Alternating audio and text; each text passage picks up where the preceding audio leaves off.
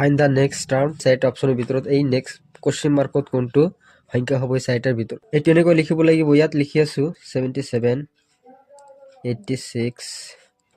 140 112 question মাৰ্কত কোনটো হ'ব এইটো সুধিছে যে এইটো চাব লাগিব এইটোৰ মাজত এইটো ব্যৱধান কিমান ডিফাৰেন্সটো কিমান 9 প্লাস কৰিছে প্লাস 9 কৰিছে এইটোৰ মাজত এইটো কিমান প্লাস কৰিলে আমি 104 পাম 18 প্লাস কৰিছে 86 ৰ লগত 18 প্লাস কৰিলে 104 পাম আৰু এই 104 ৰ লগত কিমান প্লাস কৰিলে 140 পাম এইটো প্লাস কিমান কৰিছে 36 কৰিছে 36 প্লাস কৰিলে 104 পাম 140 পাম আৰু 140 ৰ লগত কিমান প্লাস কৰিলে আমি 212 পাম 72 প্লাস কৰিলে 212 পাম আকৌ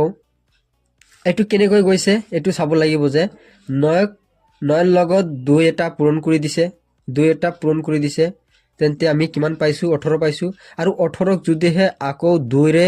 পূৰণ কৰো তেন্তে 36 পাম আকৌ এই 36 ক যদিহে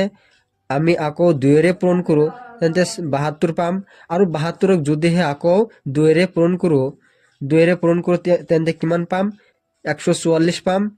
144 পাম গতিকে 212 ৰ লগত 144 যদিহে প্লাস কৰিলে কিমান ওলাব 6 5